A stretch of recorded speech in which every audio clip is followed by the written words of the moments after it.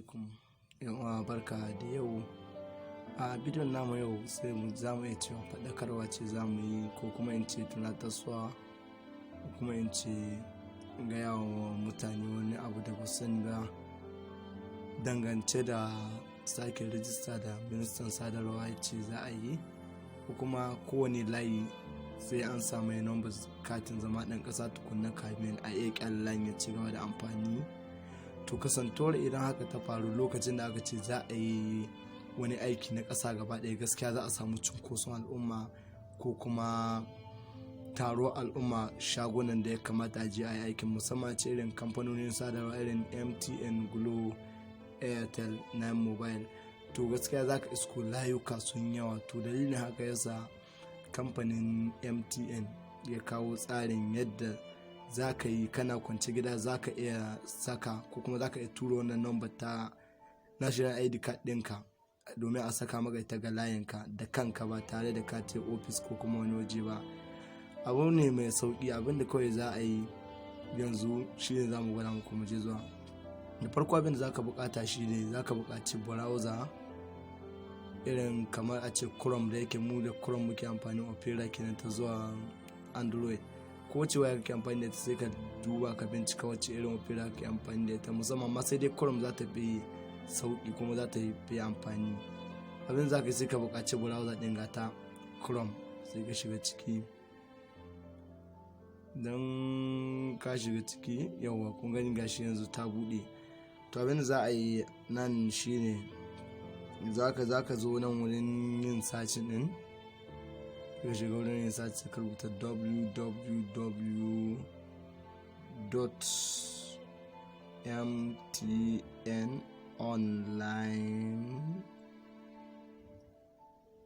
www.mtnonline.com, sai ka dawo kusa slash gashi slash, sai ka yi NIN.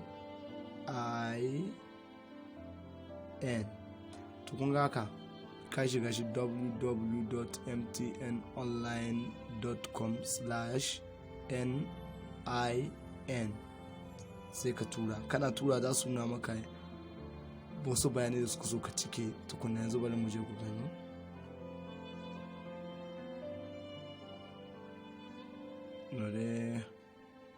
Bari mu dan jira kaɗan saboda ga alamu akwai dan nauyin network haka.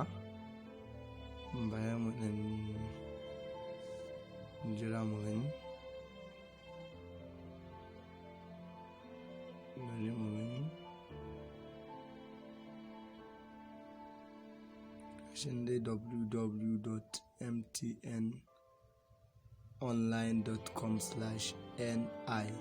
www.mtnonline.com/NI.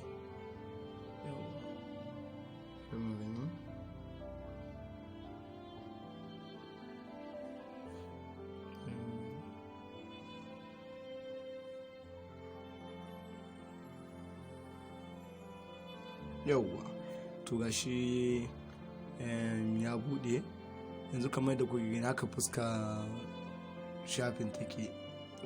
Farkon shafin yana bude muku haka, zai kawo muku, zai nuna muku wannan rubutu da tare da wannan yan bayanai da ba za a rasa ba da dama. Idan za a yi wani abu za a yi dole ƙarin haske a kai.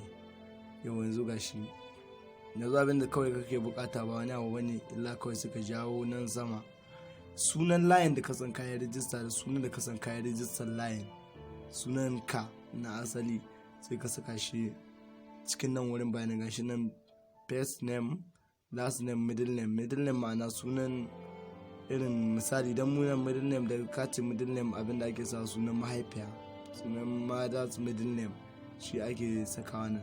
To za ka sa duk bayanan da ka san ka sa sunanka da sunan babanka da sunan mahaifiyarka, sai ka sa number layin naka nan wajen. Shi kuma dan gashi na rubuta phone number, sai ka sa number layin naka, sai kuma ka biyo ƙasa gare shi, sai ka duba nan gashi inda aka rubuta national identity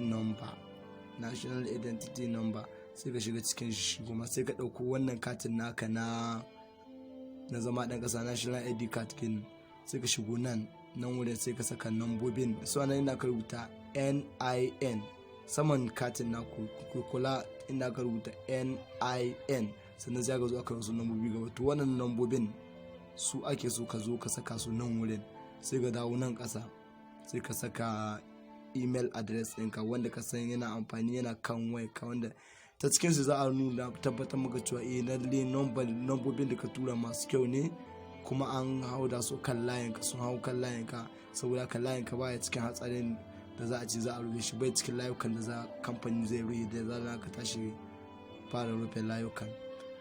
A kula sunan da ka yi amfani da shi wurin register line, shi za ka saka na nan ga da shi da sunan baba da kuma middle name din nan nashi, sunan mahaifiyarka da kuma number line, da kuma nan wurin national identity number din nan kuma nan za ka sa ina ka rubuta NIN ga katinka, yana nan rubuce saman wannan takardar ta national ID card, NIN wannan nambobin to su ake so ka zo nan wurin nan national identity number din nan za ka saka su. Sannan sai ka dawo nan ƙasa inda aka rubuta email, sai ka rubuta email address ɗinka wanda ka san yana kan wayarka kuma kana amfani da shi, sai ka saka shi nan ga.